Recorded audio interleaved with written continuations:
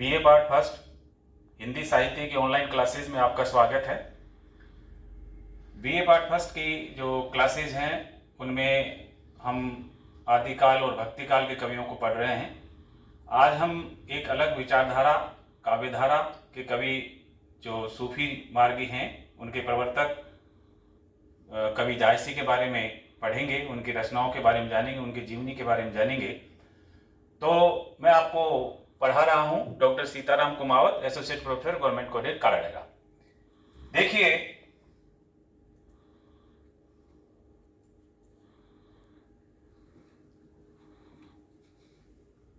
ये जायसी का चित्र है, आप रूबरू हो जाइए। इनका पूरा नाम जो है मलिक मोहम्मद जायसी है। जायस प्रदेश के रहने वाले थे, इसलिए इनका जो उपनाम है वो जायसी रखा गया। जायसी जो है सूफी काव्यधारा के प्रधान कवि हैं और इन्होंने जो उनकी प्रमुख रचना है वो पद्मावत है। इसके कारण से ये प्रसिद्ध हुए हैं। सूफी का तात्पर्य क्या है? सूफी का मतलब होता है पवित्र, साफ, अच्छा।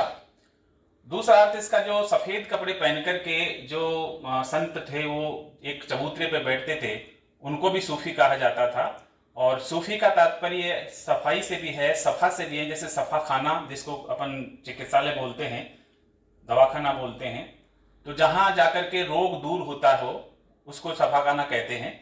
तो यहाँ जो सूफी का तात्पर्य है वो पवित्र भावनाओं से है, पवित्रता से है, ईश्वर की आराधना से है। तो इनका जो मार्ग था वो जो सगुण पंथी है उनसे अलग था। सगुण में भी दो काव्य धाराएं मैंने आपको पहले बताई हैं, कृष्ण मार्ग की हैं, राम मार्ग की हैं। इसके अलावा जो है संत काव्य धारा में एक तो ज्ञान मार्ग की काव्य धारा है और एक ये प्रेम मार्ग की काव्य धारा है। तो मैं आपको ये प्रेम मार्ग की काव्य धारा के बारे में बता रहा हूं जो आपके पाठ्यक्रम में सम्मिलित है। देखिए,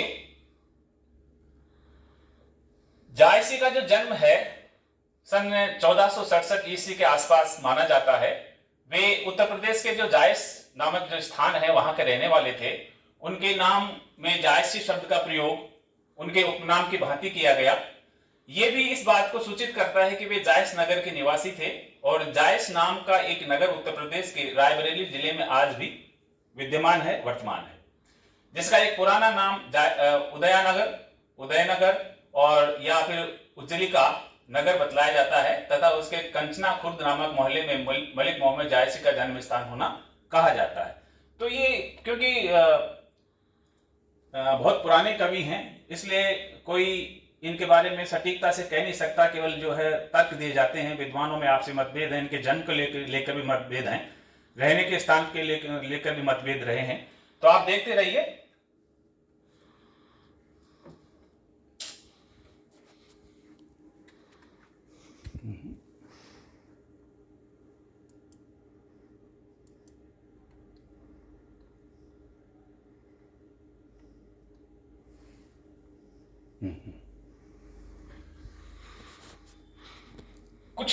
कुछ लोगों की धारणा ये है कि जायसी किसी उपलब्ध रचना के अंतर्गत उनकी निश्चित जन्म तिथि अथवा जन्म संवत का कोई स्पष्ट उल्लेख नहीं पाया जाता है। जैसे कि आपको मैंने पहले बताया है कि विद्वानों में इनके जन्म स्थान को लेकर के, जन्म तारीख को लेकर के मतभेद रहे हैं। वही बात मैं यहाँ पे कह रहा हूँ कि एक स्थल पर कहते हैं कि वे जो है अवतार मोर ना सदी 30 वर्ष ऊपर कवि बदा। इसके आधार पर केवल इतना ही अनुमान किया जा सकता है कि उनका जन्म संवत जो है 800 हिजरी एवं 900 हिजरी के मध्य। इसके अनुसार जो है इनका जो हिजरी है वो मुसलमानों की तिथि होती है, इस्लाम में माना जाता है। तो इनके अनुसार सन 1397 ईस्वी और 1494 ईस्वी के बीच किसी समय हुआ होगा, ऐसा मानते हैं। तथा 30 वर्ष की अवस्था पा चुकने पर उन्होंने काव्य रचना का आरंभ किया। पद्मावत का रचनाकाल जो विद्वानों ने माना है वो 947 हिजरी अर्थात 1540 ईस्वी बताया गया है।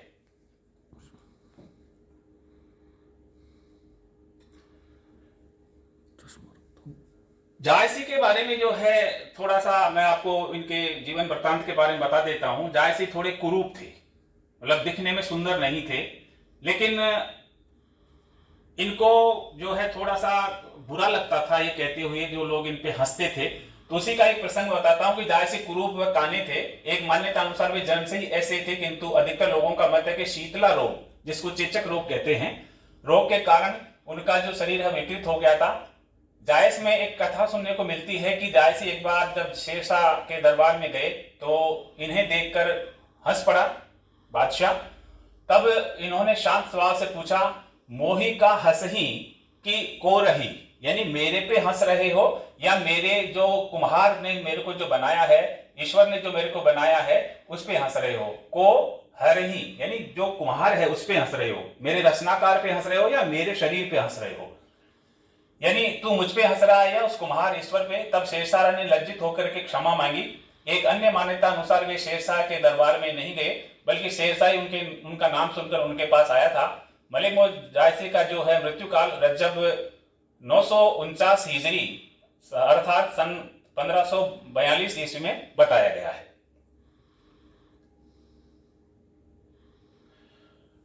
अब इनकी रचनाओं के बारे में बात करते हैं तो इनकी जो उन रचनाएं हैं वो लगभग 21 मानी जाती है, जिसमें पद्मावत, अखरावट, आखिरी कलाम, कहरनामा, चित्ररेखा, कानावत आदि प्रमुख हैं। पर उनकी ख्याति का जो आधार है, सबसे ज्यादा जो प्रसिद्धि मिली जो है उनका पद्मावत ग्रंथि है। इसमें पद्मिनी की प्रेम कथा का रोचक वर्णन हुआ है। रतन सेन की पहली पत्नी नागमती के वियोग का अनूठा वर्णन है, जो हिंदी साहित्य में अद्वितीय है। यानी ऐसा नागमती का जो विरह वर्णन है, 12 मासा विरह वर्णन है, वो कहीं भी हिंदी साहित्य में उसका सानी नहीं है, उसके बराबरी का कोई नहीं है। ये रामचंद्र शुक्ल कहते हैं, मैं नहीं कह रहा हूं। इनकी जो भाषा है वो अवधि है, और इसकी जो रचना शैली पर आदिकाल के जैन कवियों का जो दोहा चौपाई पद्धति है उसका प्रभाव पड़ा है। उनकी जो 3 रचनाएं प्रसिद्ध हैं वो हैं पद्मावत, अखरावट और आखिरी कलाम, जिनमें पद्मावती उनकी कीर्ति का आधार स्तंभ है। यानी पद्मावत एक ऐसा महाकाव्य है, जैसे बिहारी का जो बिहारी ग्रंथावली है, बिहारी का जो लिखा हुआ है उसका एक ही किताब लिख करके बिहारी प्रसिद्ध हुए थे, वैसे ही पद्मावत जो है, पद्मावत के कारण जायसी बहुत प्रसिद्ध रहे हैं। ये मैंने नेट से, इंटरनेट से चित्र उठाया है, हो सकता है पद्मावती इससे भी सुंदर रही हो, लेकिन ऐसा ही रहा होगा। जायसीकृत पद्मावत की जो कथा है वो मैं आपको बता देता हूं। देखिए, जो पद्मावत है उसमें कथा वस्तु क्या है कि चित्तौड़ का राजा रतन सेन और उसकी जो पत्नी है नागमती, राजा रतन सेन और उसकी पत्नी नागमती चित्तौड़ का शासन जो चल रहा है, राज्य चल रहा है, उसमें आराम से शासन करते हैं। लेकिन एक दिन हीरामन तोता जो है उड़ करके आता है चित्तौड़गढ़ में, और जो राजा रतन सेन है उससे जो है पद्मावती के सौंदर्य का वर्णन करता है वो, और उस सौंदर्य से जो वशीभूत होकर के राजा रतन सेन सन्यासी का वेश धारण करके और सिंघलगढ़ चला जाता है। पद्मावती कहाँ की रहने वाली थी? सिंघलगढ़ की। तो सिंघलगढ़ चला जाता है और विभिन्न संघर्ष, लंबा संघर्ष करके सिंघलगढ़ की जो राजकुमारी है पद्मावती, उससे शादी करके वापस लौटता है। कहां पर? चित्तौड़गढ़ में। अब चित्तौड़गढ़ में जब लौटता है तो इसके मध्य जब वो चला जाता, कहां चला जाता है?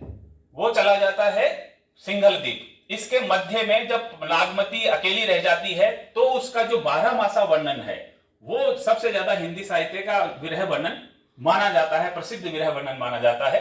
तो ये 12 मासा वर्णन है। अब शासन करते हैं और इसकी जो पद्मावती है इसके रूप सौंदर्य का जो चर्चा है, रूप सौंदर्य की चर्चा है, वो पूरे के पूरे उसमें जाती है, पूरे जो है भारतवर्ष में फैल जाती है। और जो दिल्ली का बादशाह है जो अलाउद्दीन खिलजी, वो इस पद्मावती की रूप सौंदर्य का वर्णन सुनकर के जो है चित्तौड़ पर आक्रमण कर देता है। चित्तौड़ पर आक्रमण करके बहुत दिनों तक इस चित्तौड़ की घेराबंदी करके पड़ा रहता है और अपनी सेनाओं से यहाँ पे जो है मोर्चाबंदी कराता है, लेकिन उनकी पार नहीं पड़ती। और एक दिन छल से जो है भाई संधि करने के बहाने ये रतन सेन से मिलने जाता है औरंगजेब, ये अलाउद्दीन खिलजी, और रतन सेन को छल के द्वारा, कपट के द्वारा उसको जो है गिरफ्तार करके अपने साथ दिल्ली ले जाता है। इसके बाद जो है पद्मावती पर जो है एक दुखों का पहाड़ टूट पड़ता है और वह इस राजा रतन सेन को छुड़ाने के लिए गोरा बादल को साथ लेकर के और दिल्ली कूच करती है अपनी जो सहेलियां हैं राजकुमारियां उनके साथ में। इसके पहले एक आता है राघव चेतन। ये राघव चेतन एक जादूगर था जो अपने यहाँ कहावत है कि छठ की पूर्णमासी कर देना, ये इसको आता था। तो ये कुछ जादू टोना करता था। इसके कारण राघव चेतन ने जाकर के कहा था दिल्ली में अलाउद्दीन खिलजी को कि आपके लायक जो है पद्मावती है वो वहां रहने लायक नहीं है। इसी कारण से उसने चित्तौड़गढ़ पर चढ़ाई की थी। गंधर्व सेन जो है सिंघलद्वीप का राजा है, जिसकी जो बेटी है वो पद्मावती है।